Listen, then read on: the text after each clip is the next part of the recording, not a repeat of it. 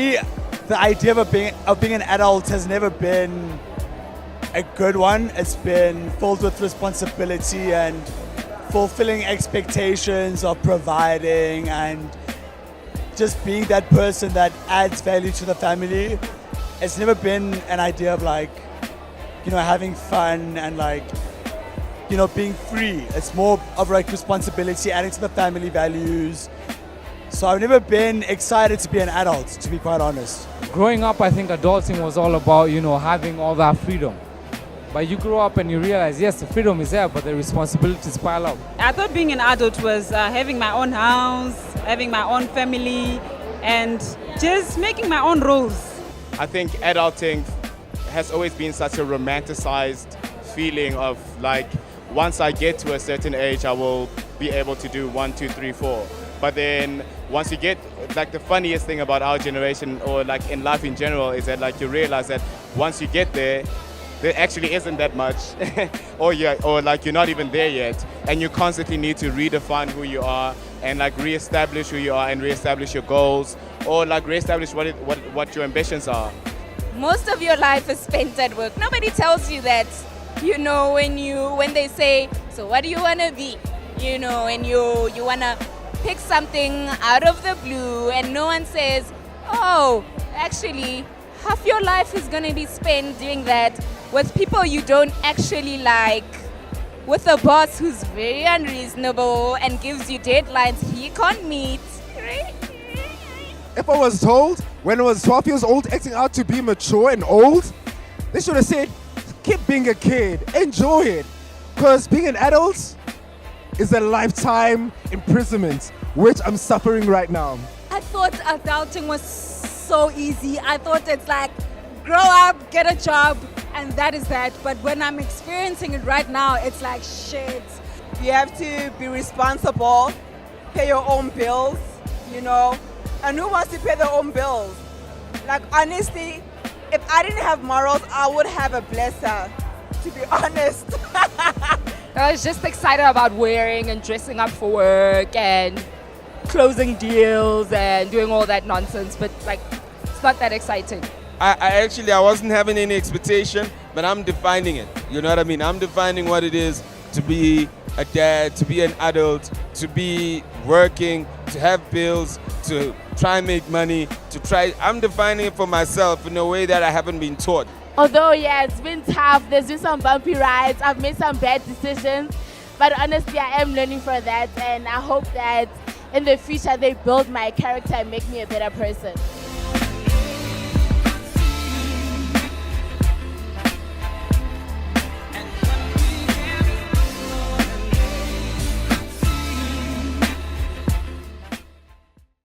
All right, hi guys. Welcome to another edition of Unfiltered Live.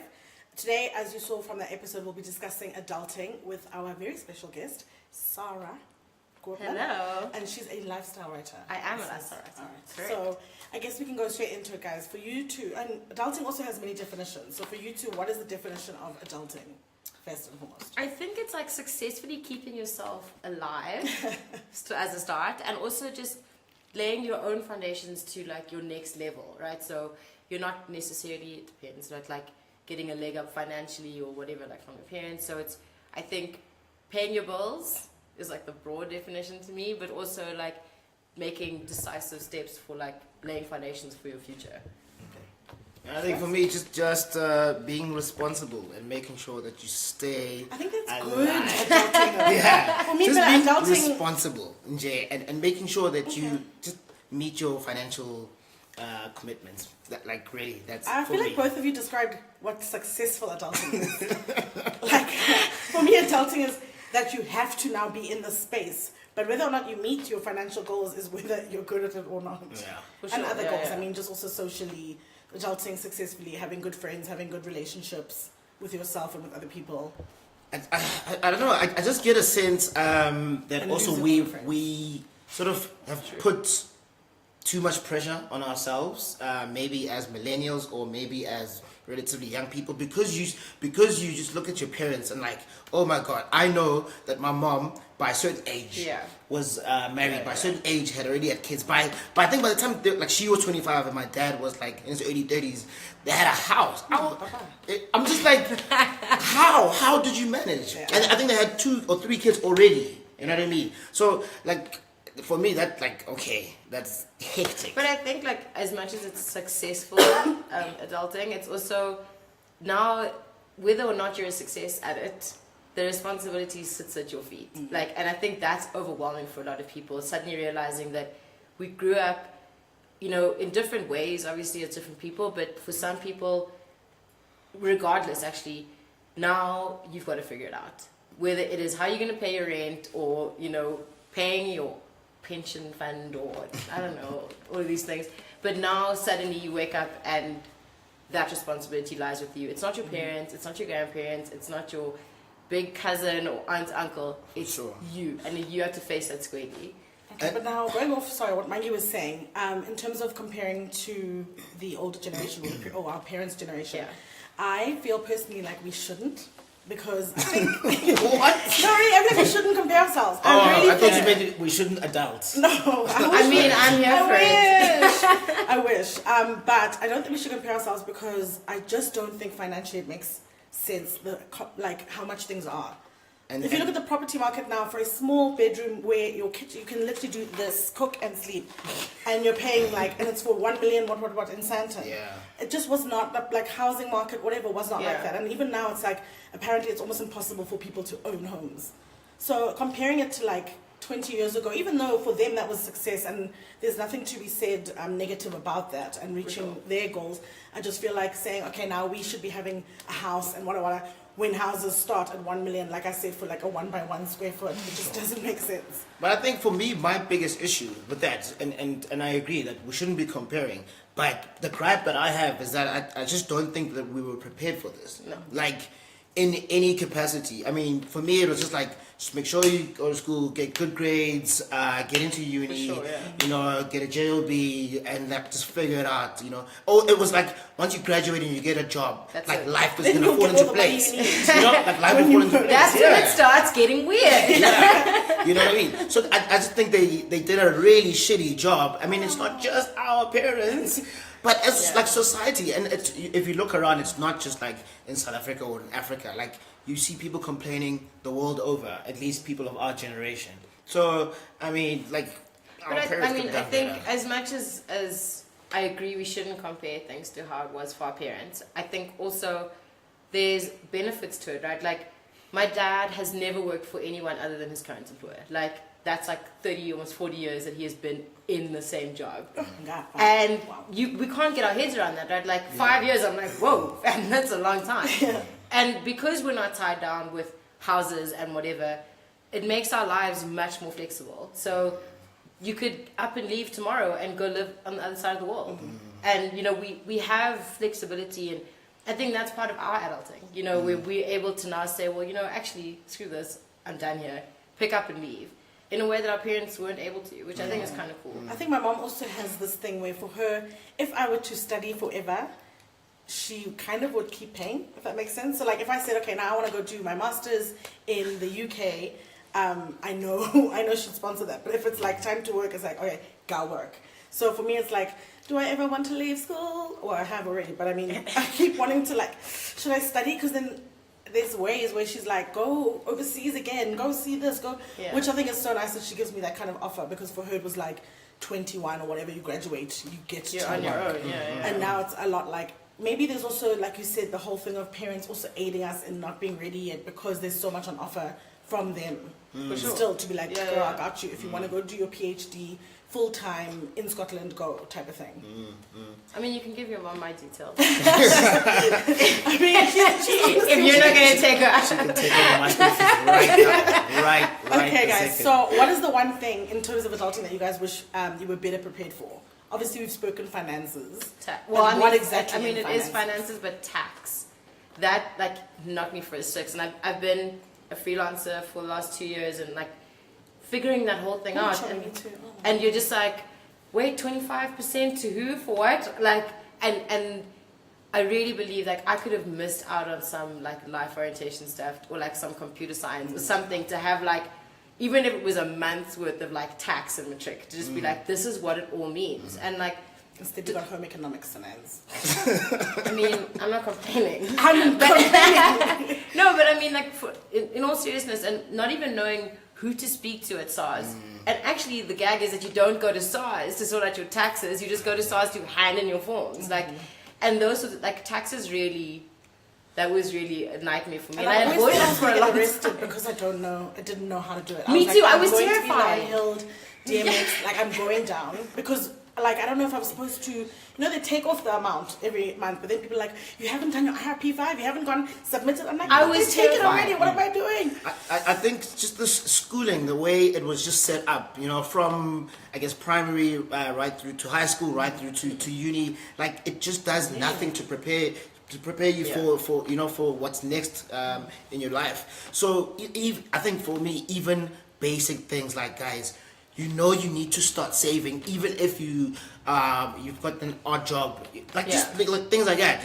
One day you're definitely gonna retire, or hopefully you're gonna retire, and you need money to live off. For sure, and you don't get taught any of those skills. And I think those are things that you can learn from literally yay high and take it through. You know what I mean? So by the time you're an adult, you're actually like super responsible, and you're like managing your affairs, and you're not as reliant on your parents, if you're lucky enough to have parents who have provided for you in that way. Sure, yeah. Okay, and then I guess some of the perks. No, what's yours? Oh, same thing, but for me, budgeting.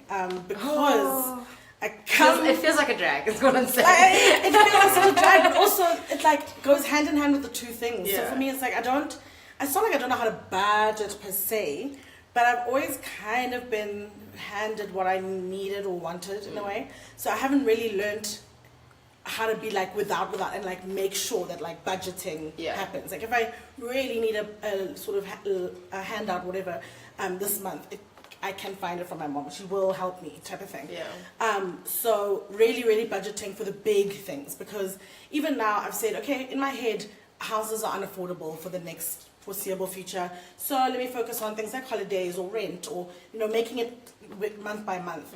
But how do I budget then for the 3 million rand house one day, and where does it go, and how do you start? And so I wish there was, like you said, a little school, college where you can go where it's not financial accounting for a degree, but it's like financial accounting for your life. For life, And skills like that in terms of setting up proper accounts for, now I'm not sure if I want to have kids, but like it would be nice to have someone who can tell me how to make that 401k type of university fund thing, where to put that. And if the kids thing doesn't happen, then I can take it when I'm 49 and go spend a year in New York, whatever. For sure. But just small things like that, like how do I start saving for the big things, even when I'm not sure now what those things are going to look like later. But why does it feel like, I just asked like a very basic question, like on a scale of 1 to 10 the other day on Facebook, like how tired are you, what I mean, of adulting? And it must have been like 50 comments in a space of like, 6 hours or whatever.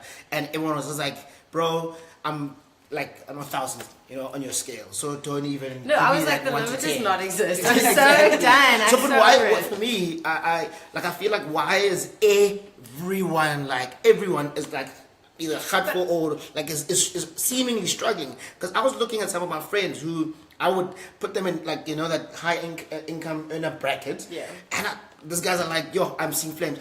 How are you seeing flames? The more you have, the more you want. Well, and also weirdly enough, it sounds as if a lot of like adulting is about money. It's about earning money and spending money and learning how to like balance that cash flow, right? Or it's like about admin things like having to go to the post office or whatever. You're suddenly like, oh, this is a boring activity. But I think our big struggle is now, like you said, the more you have, the more you want. But also, the more you have, the more responsibilities you pick up. Be it family, be it like, those sorts of things are so real for so many people. And some people have never had a salary to themselves ever because they have family responsibilities and stuff.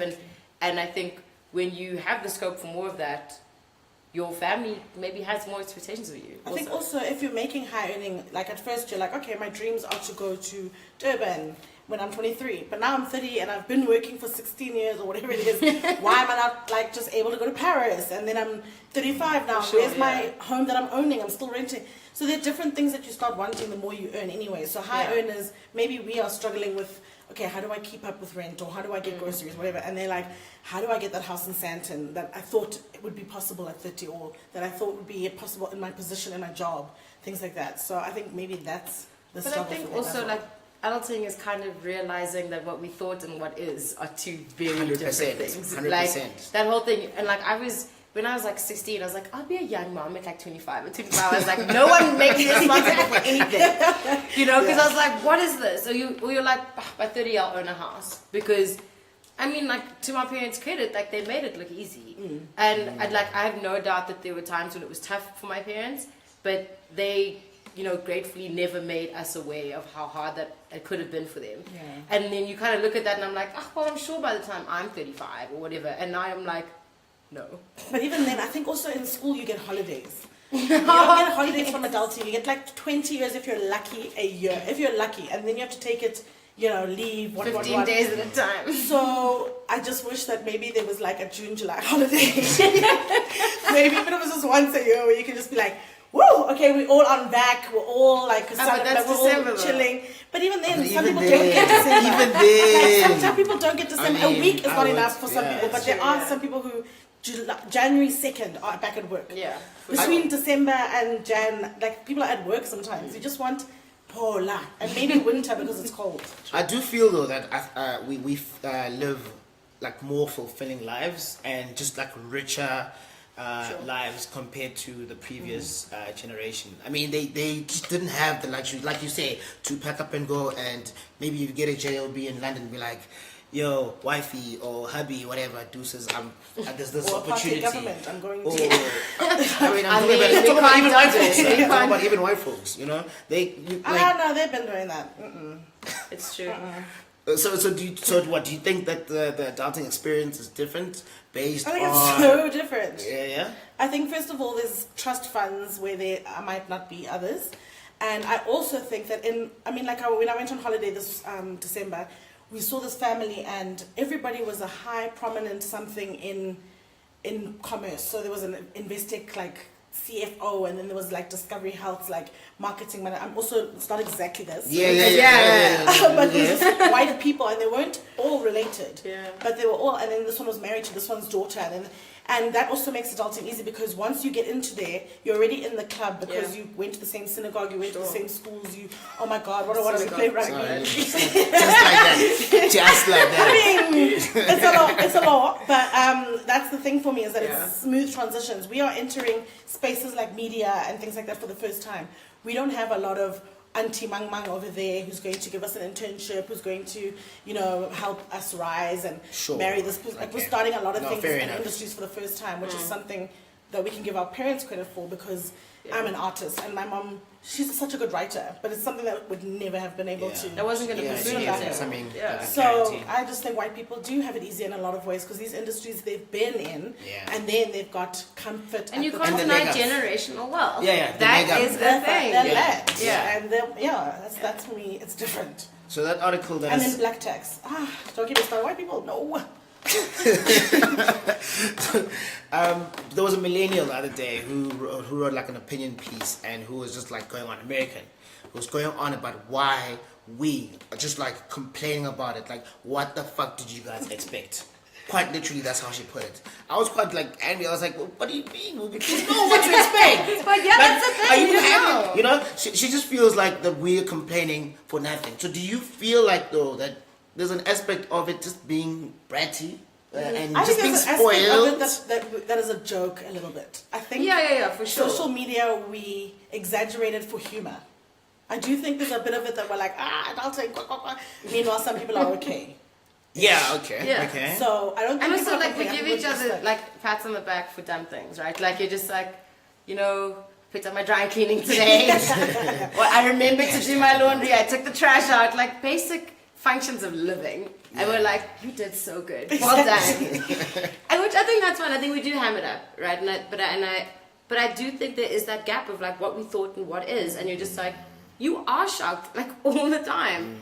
Who knew cars cost so much to service? Exactly. Who knew tires were so expensive or whatever? Like, and you, like I said before, like the responsibility is not at your feet. So you are having this surprise and then having to meet the responsibility all at once. And because of social media, there's a space where maybe it looks like too many of us are complaining because there's a space for us to do it together. Sure. I mean, who's to say That's that true. the older generation didn't like go on their IOL or whatever and be like, oh, there's like 4 people there, or like to, you know, over the phone or the telegram, be like, oh, adulting is so hard. But we have social media now. And we also given it a name, right? Like before it was just being a person. Yeah. Like being a grown up or whatever. Now it's adulting, it's a thing, and you're just like, you can be part of this fun buzzword as well. Complaints over, guys. So wait, okay, what is a perk? Please. Yeah, what are you enjoying the most? Shining. I love the freedom of it. And like I grew up in quite a, you know, regimented household, and I love being able to like have Cocoa Pops for dinner and like not have anyone yell at me, or, you know, spontaneously decide to drive out somewhere for a weekend and like have a weekend away. Like I really like that freedom. I like that I'm in a position to make those choices. But also just being able to be like uninhibited. That's I think my favorite thing about it. The money, the Zaka, straight up. No, for real though, for real. So I mean, look, I started working quite early, but like, you know, in terms of like in holidays, during the holidays, but that was just for myself, like because I want to save up to get this or whatever, and not because my parents were like forcing me to do that. So for me, like I think it's the really like the proper like real money where, like you say, I can then go on a holiday that I really want to go on. I can buy myself that like watch that I've always really wanted. You know, when I asked my parents, they were like, "What are you smoking?" You know, that I think for me, it's definitely the money. But obviously, there's with that comes responsibility. I'm kind of just like, you know what, YOLO, bro. I mean, if today's the last day, at least I've lived a solid life. Okay, for me, it's like this is gonna sound so superficial, but like the sex and the alcohol. Because I really wanted to say that. the money and the freedom is because I also like to be able to go out and not explain myself. But it's money and freedom that leads you to. But it's so nice.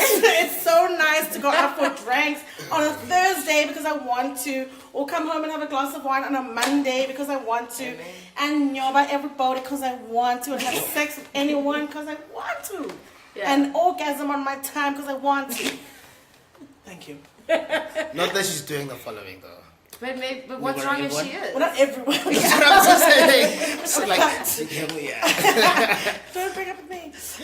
But I'm just saying, you know, like that freedom also of expression is very nice. Although I do feel like South Africans, particularly obviously because I'm a part of that, we are forced to, maybe not like myself, you and you, but like I think like a big group of young South Africans are forced to, you know, grow up really quickly, which obviously sucks. But I mean, it's just like, so I think it depends on society to society.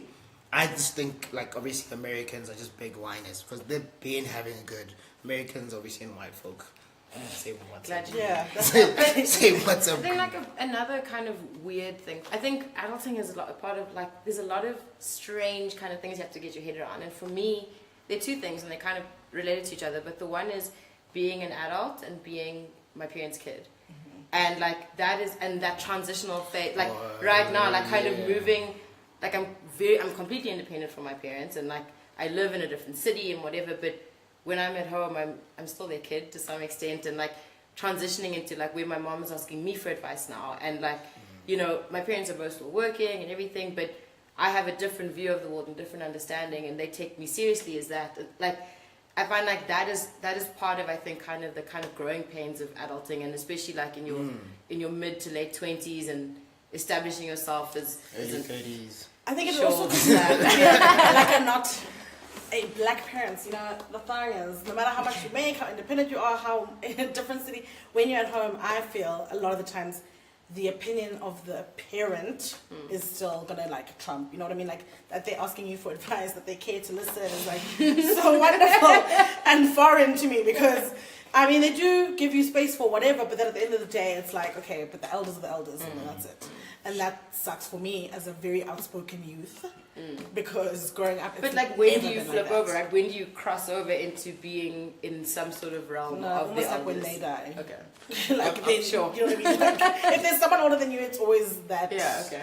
Hierarchy. I actually, I mean, I never thought of it like that, but that's exactly what's happened to me. So like now, it's like real decisions have to be made. And it's like, okay, so Mangi, what do you think about this? Mangi, so like little things, like opinions about like schools. Like, they take my opinion really serious. They're like, where should we send our like, nieces or my nieces and nephews to school? It's like, when I'm saying siblings. Yeah. But I'm saying, but they're much older than me. But it's also like the elders of the family just take you way more serious. Like it's things like traditional ceremonies. It's like okay, you know what I mean. Now you are like heavily involved in that, and it's not something that you quite prepared for. Yeah, I think. Yeah. But like now it's like okay, cool. So what's next? But I guess it varies from family to family. But for me, I felt that definitely. I feel like it's quite a strange dynamic actually because, like I'm an independent person, but I'm still part of that unit. And what if I start my own family? And and I think that, like from a relationships and like family perspective, that's another aspect of adulting that I don't think we actually think about. Like meeting your parents again as an adult, basically. Like you know what it's like to be a kid. You've done that your whole life, and now suddenly you also have a paycheck. When you're there. Oh, yeah. So nice. Come sit. But yeah, so in terms of adulting, with the things that we've said today, I feel like the fundamental negative is finances. For everybody. I think less than a negative, it's more of a strain. Yeah. Like it's just it's a constant anxiety. For me, it's like a constant anxiety, and I don't even know like what the number is like offhand. But there'll be one swipe, and suddenly I'm like, oh, I don't have any money left. Like you do, sorry, relax. But like, there's always an anxiety around finances and cash flow for me, even if it's like technically unfounded. Yeah. So I think like. It is a negative in the way we've kind of positioned it, but I just think it's a strain. Now, with relationships, a lot of people are always like, the more adult you become, the less friends you have, or the more friendships you lose. What do you guys feel about the art space? Definitely. I mean, I would like to think I've got a nice diverse. You've got so many. Nice diverse. A nice diverse. I think you add friends every month. Never. Oh, that's true. You have so many friends. True. I think it's a tight. Even though you may have many more acquaintances, your smaller circle is tighter. And I think there's more and more people I'm coming across are building these like friend families, either because you're away from home or because your home doesn't understand you. But your core group of friends is this kind of family setting where you kind of build a home. Or like a nuclear unit. Is it not because though we are not starting our own families? Could I think we're starting our own families later. A lot. Yeah, like you know what I mean. Like much older. So in terms of friends, look, my friendship circle has gotten smaller. you know it has gotten smaller. But what I do think though is that we build, like you're saying, like it's like what feels like family units.